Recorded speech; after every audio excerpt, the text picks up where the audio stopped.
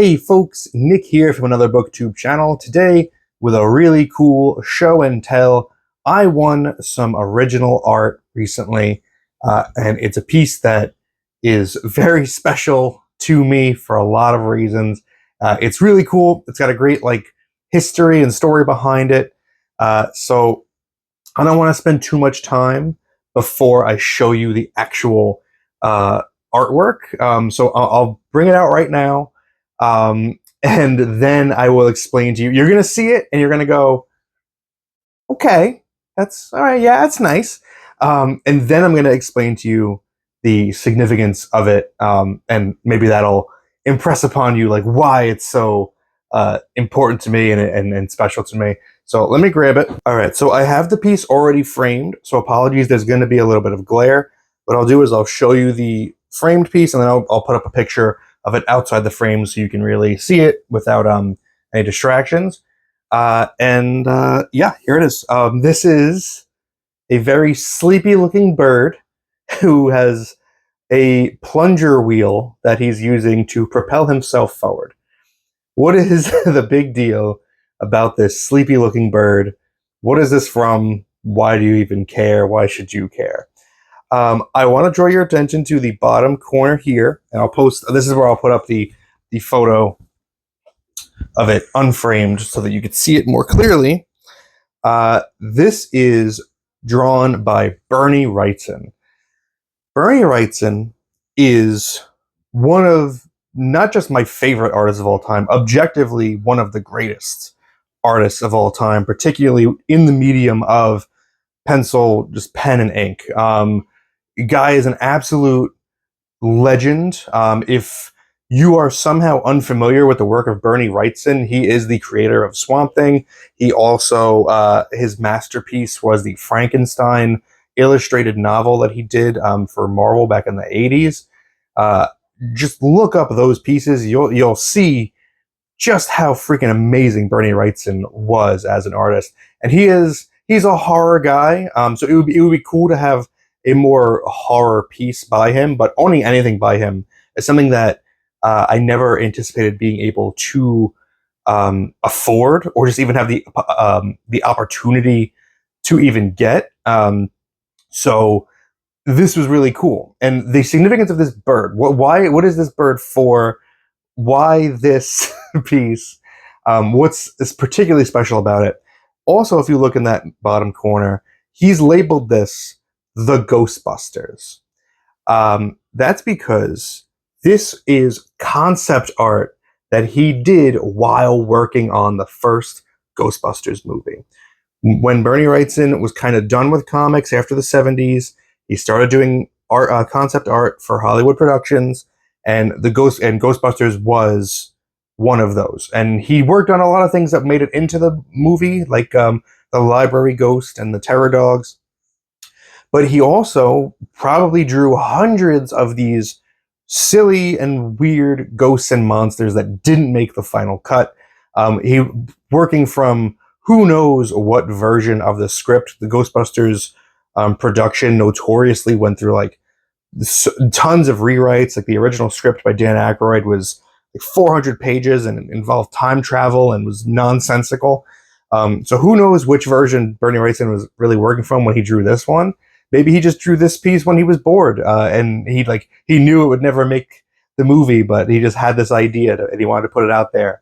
But Ghostbusters is one of my favorite movies ever. It's stands the test of time as being just incredible. There's not many perfect movies that exist.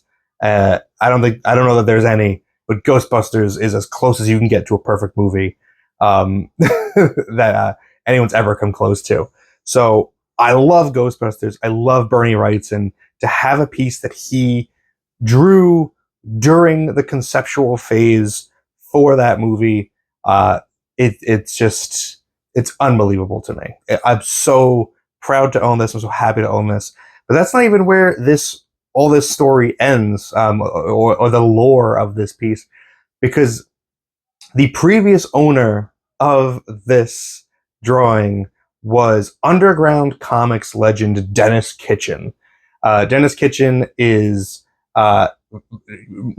Most notably, publisher, editor for Underground Comics, worked with like Robert Crumb, S. Clay Wilson. He ran a Kitchen Sink Press that was his own publisher, and he also was the founder of the Comic Book Legal Defense Fund initially.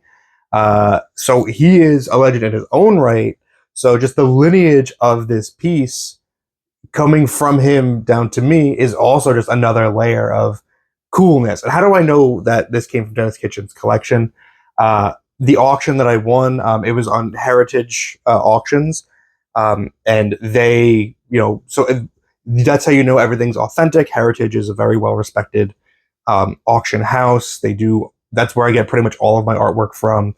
And they had this one specifically labeled as from the Dennis Kitchen collection. I guess he has accrued a bunch of stuff over his lifetime, and he is putting it back out into the world.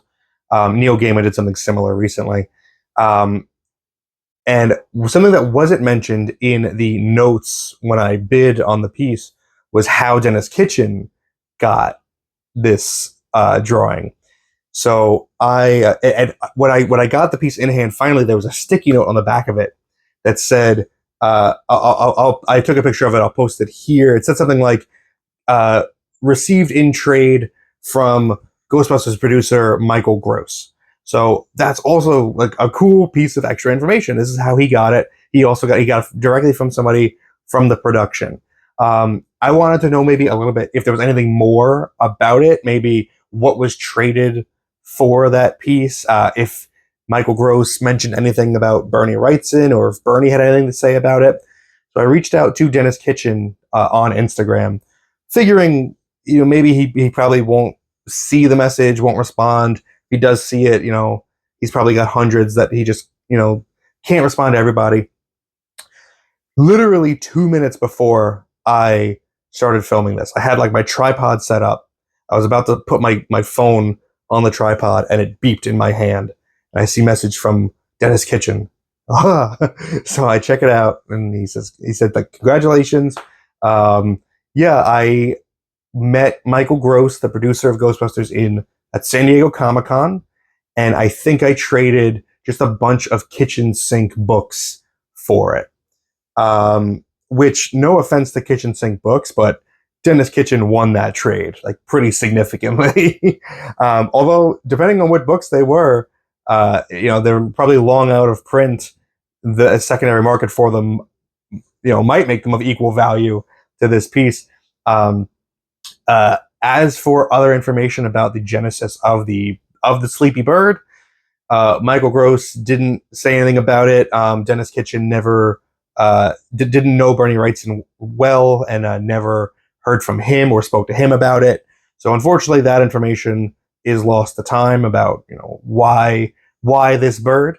But I don't really care about why this bird. I just know that this bird exists, and he's mine, and I have him framed, and he's going to hang on my wall for the rest of my life. And that's just really cool. So yeah, that is my new art piece. I hope you liked it. I hope you liked all the backstory behind it. Thank you very much for spending some time with me today. But now it's time to get back to reading.